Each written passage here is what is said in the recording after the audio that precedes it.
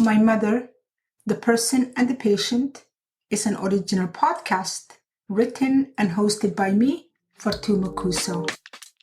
This podcast is about my mother, Timira Abdisamed Mohammed, Ayaya we call her. That's the Somali word for grandmother.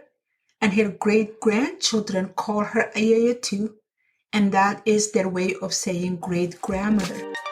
As soon as I came up with the solution to stop my mother from opening the patio sliding door several times each night and setting the alarm off in the process, I realized those techniques worked at night while I was in the house with her, but they wouldn't work during the day.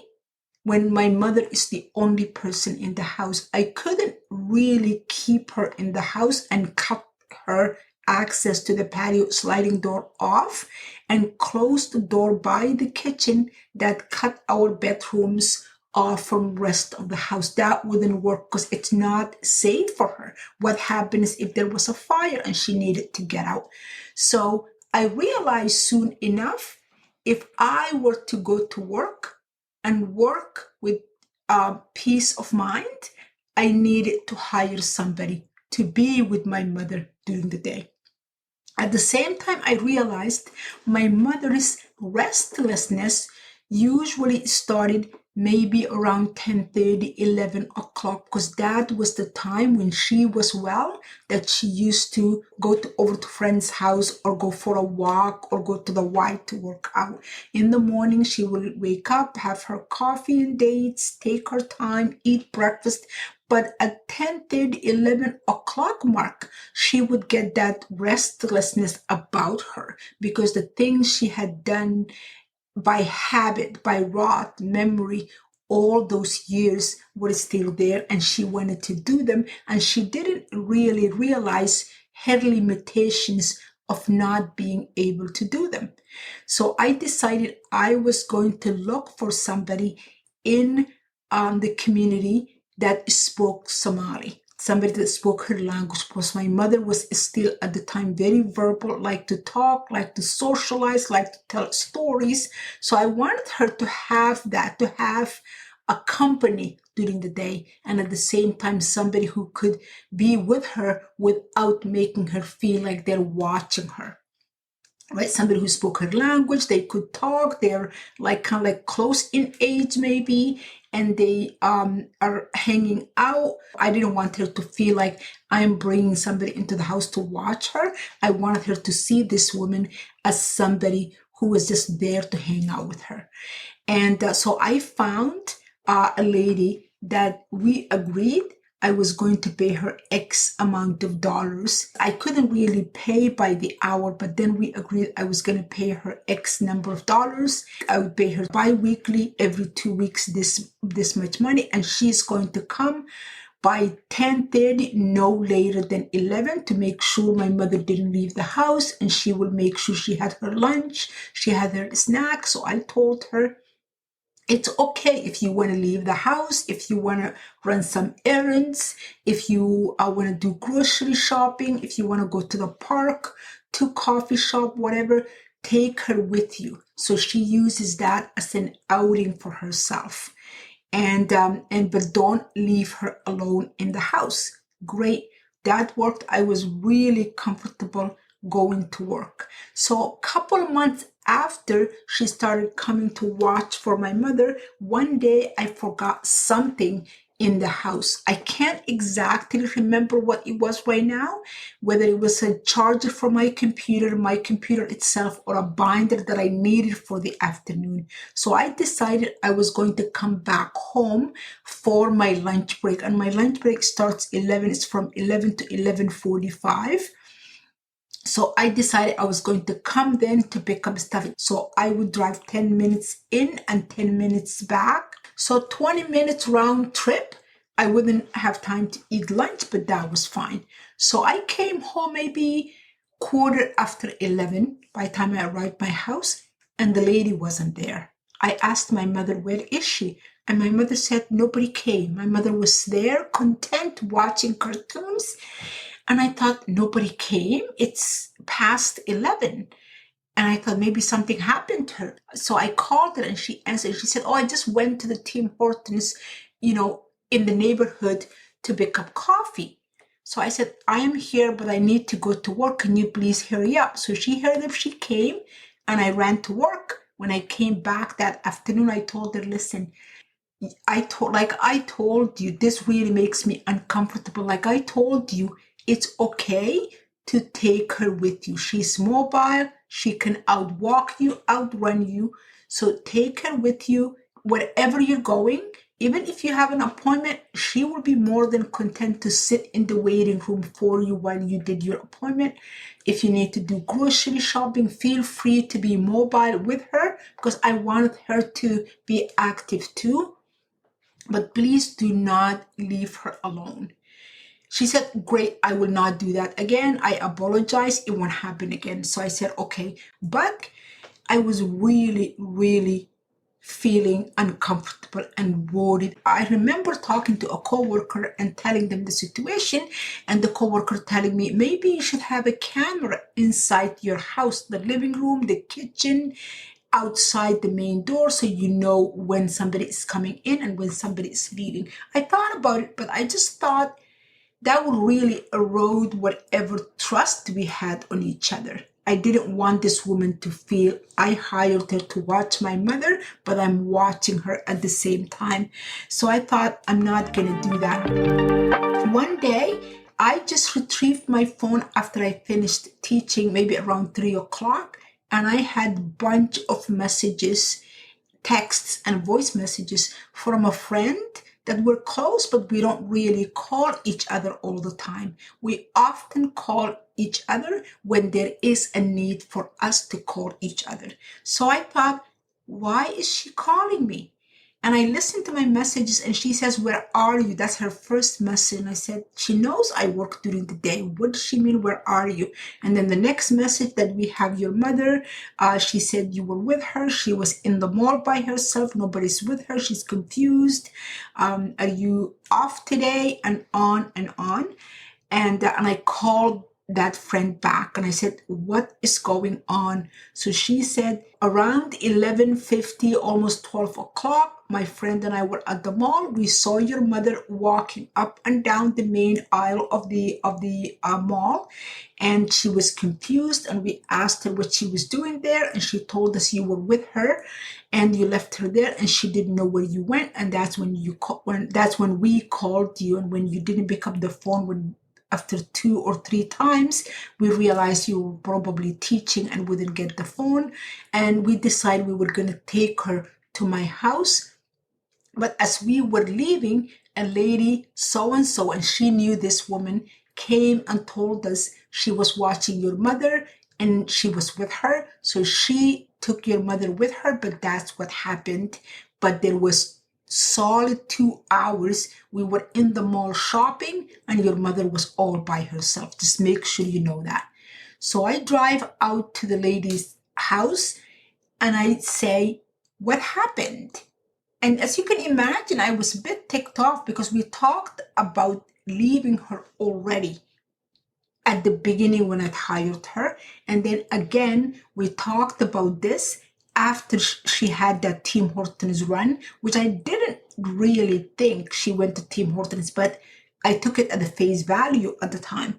I thought, now looking back at the time that second situation happened, looking back, I think maybe she was just coming to my house at that time. Anyway, so I asked her what happened, but this lady got so upset with me that I was questioning her. She said, these ladies are lying. We have to drive over there right now, and I am going to confront them in front of you. I only went to the bathroom. Your mother was waiting for me in front of the bathroom. These ladies came and took your mother, and they took her because they just wanted to create situations for me. I need to confront them right now. We're going to go over to her house and battle it out. She went off the deep end with me. And I said, listen, we are not going to confront anybody. We are not going to battle it out with anybody. Thank you very much for watching my mother for me for the last few months. But clearly, we cannot come to an agreement about how and what way to watch my mother. So what I will do is thank you very much. You are not going to be working for me anymore. Your services are not needed by me anymore. I am going to calculate how many days of this month you were working for me, and tomorrow after work I'm going to bring your fee for however many days you work in the month, and you are free from my services, and I thank you very much. And I'm not going to go confront anybody else, and I'm not going to go with you to somebody else's house. I'm grateful they found my mother when they found her. Thank you very much. I took my mother and I went home, and just like that, I was back in square one, trying to find a caregiver, trying to find somebody who spoke her language had proven to be quite difficult. When you listen to how we arrived at my mother's diagnosis and what followed, it's so easy to see her just as the patient, to see her as nothing more than the disease that reduced her to shell of her old self. But I want to also to tell you about my mother, the person, the fierce woman that told her stories unapologetically, celebrating the beautiful parts and harsh realities equally. I want to share with you the stories she told us about her life as a girl growing up in a small village, the tales that marked her adulthood. I want to share with you all her losses and the ultimate winnings. Following is one of those stories reconstructed from my childhood memory. In her father's absence, Timira's mother fell into a perpetual motion. She moved between the cooking shed and their tin room without aim. When is Abba coming? It had been over 2 hours since Timira's father left with the 2 police officers and the elder. The image of the 2 officers on either side of him, their steps synchronized, flashed back into Mira's mind. They moved slow and steady. They seemed to measure their strides with her father's as if they needed to be ready to catch him before he fell to the ground and dissolved into the loose brown earth. How long before he brings Isaac? Timira asked. Soon, child, her mother said without showing any frustration for her asking the same question repeatedly. Timira left her mother and went to the large tree in the middle of the yard where the other children, including her middle brother Farah, played kick the can game, but she didn't join them. Instead, she stood there watching the laneway that led into the camp. She was the first to see her father. Walking between the elder and the 2 officers, he came through the main camp entrance. He carried something wrapped in a white sheet. His gaze fixed on the distance, he didn't seem to see her. Abo! Timira yelled and ran toward him. Where is Isaac? She'd expected to hear his cry before she saw him. Her father pulled away from her, pulling the thing wrapped in the white sheet closer against his chest. He said nothing. Abba, what's going on? Timira needed her father to answer her question, explain away the confusion and chaos that engulfed them, but he didn't have the chance. Soon, her mother was upon them. Why do you have these? Timira's mother reached for the beaded bracelets in her father's hands. Isaac was only 2. He wasn't supposed to part with them, not until he was 6 years old. Without them, who would protect him from the evil eye? Timira's mother pulled the bracelets out of her father's hands and the yarn ripped. Beads flew everywhere, pieces scattered on the ground beneath their feet. Her mother bent down and collected every single bead before she stood up. Give me my child, She demanded the white bundle. "Give me my child," she repeated, even though the thing was too small to be Isaac.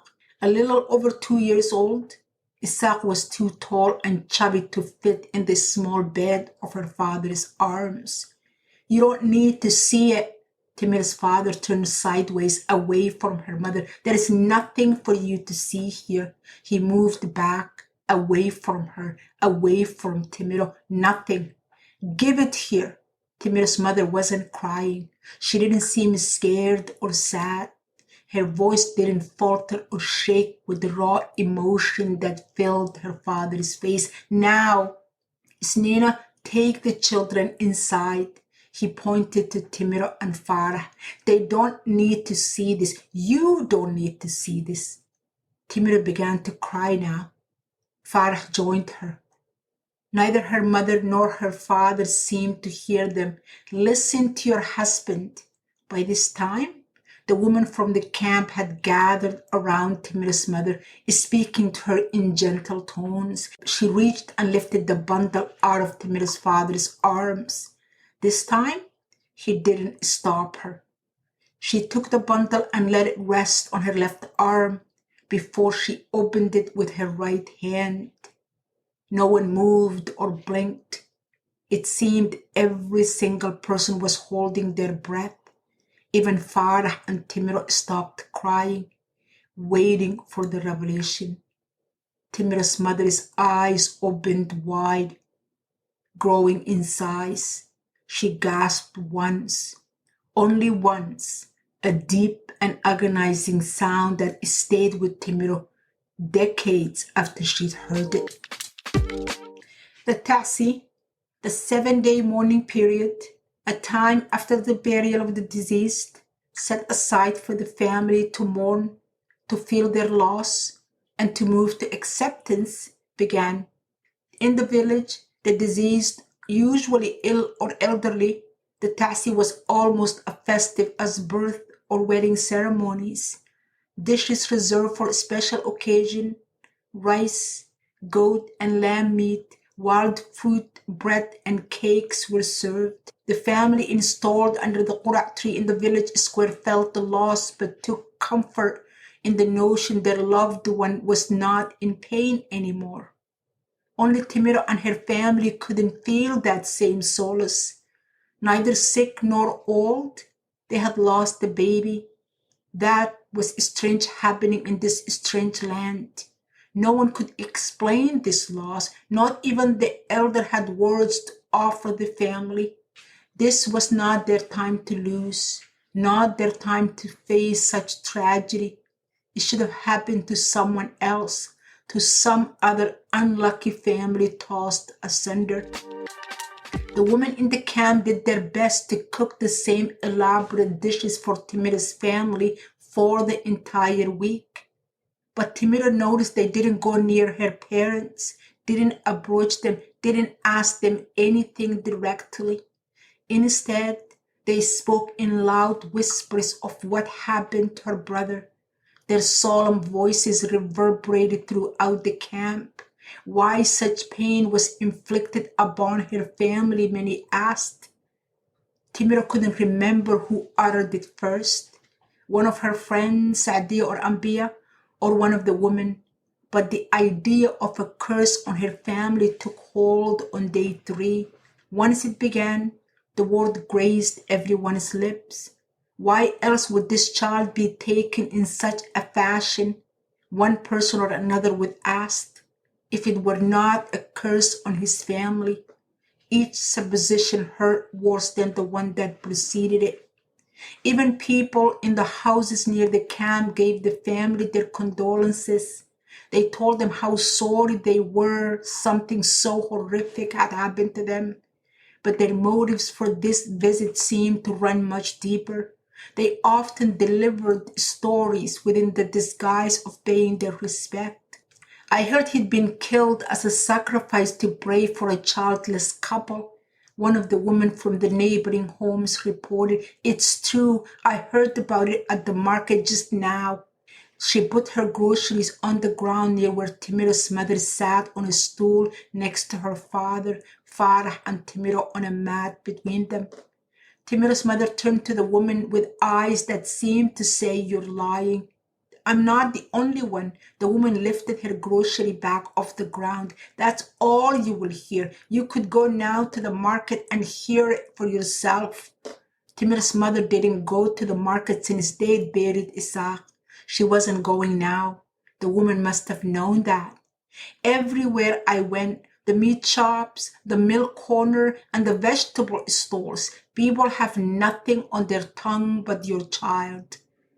Timiro wished this woman would leave them alone, but she didn't. "I'm sorry for your loss," she said. Maybe that's why he cried so much. Maybe he knew the end was near.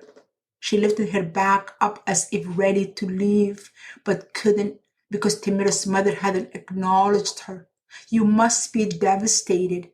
The gaping wound left behind by the unimaginable and brutal loss was widened by the stories that swirled around Timira and her family. Devastated was an understatement. Timira's family was unmoored. Her father would get up intermittently as if he couldn't remain seated. He'd lumber about the yard, his legs wobbling beneath his large frame, mumbling something about failing his child, and asking himself loud enough why he came here, bringing his family to this evil land. But he couldn't stay away either. Soon he'd limp back to the seat as if the weight of the guilt bore down on him. "I should have fought to keep him," he'd said more than once, even though he didn't sound like he intended for others to hear. "You tried," Timira's mother would say. "I know you did." She looked at him with the kindest gaze Timira had ever seen before or ever since. "You have the long fingernail scratch from the navel to the chin to prove it." Not hard enough, he would only shake his head. The news of the charge came 2 weeks from the day the family buried Isaac, or what remained of him. They'd heard whispers of the arrest the day her father collected Isaac from the morgue, but none of it made sense, not the way the gossip mouths carried. A mother and her son have been charged. A new plainclothes officer brought the news to Timira's parents. "A mother and a son took my child?" Her father stared at his hands, and I couldn't hold on. "I am sorry." The officer sounded surprised, as if he didn't expect to encounter such a level of grief. "They would hurt no one else." "I want to see them," Timur's mother demanded. "Speak to them." "A court date will be set shortly," the officer said. "You will see them in court." "I want to ask them, why my child? Why my Isaac?" "They'll have to answer those questions for the court." "How about me? This is my child, not the court's child." "I'm sorry." The officer apologized for the second time. "It won't be too long." "It's already been too long," Timir's mother said. "Thank you for letting us know." Her father stood up and extended his hand to the man. "Don't mind my wife. She's hurt." "I understand." The officer shook Timir's father's hand for a long minute. "Your family will get justice." "Justice?" Her mother dismissed officer with that one word. "Come with me." She took Timira by the hand and pulled her toward their tin room. "Let me wash and fix your hair." That was a sign that something was amiss. Out of her grief, she wanted to wash and fix Timira's hair. True, her braids were unraveling, her hair in a desperate state. But for her mother to make that her first act of rejoining life was a sign Timira could only recognize much later. Timira pulled away from her mother. "Why?" "Because you are a mess." "Her hair can wait," Timira's father said. "Don't mind her hair. You need to rest." "No, it can't wait." Her mother spoke with desperation. "I need to do it now." "Maybe after you rest," her father said. "You can deal with it then." "No, I can't. People are coming to see us." Timira's father's voice cracked. "And say what?" "Indeed. For them to tell me one reason or another?" Why my son is gone? Timira's father lowered his gaze and said nothing more. To point out the curse inside me, her mother pulled Timira's hand again. This time, Timira didn't resist. My mother, the person and the patient, can be found in all your favorite podcast apps. Please do not forget to listen, like, share, and follow. And join me next week as I share with you another episode of my mother's journey as both the person and the patient. Thank you.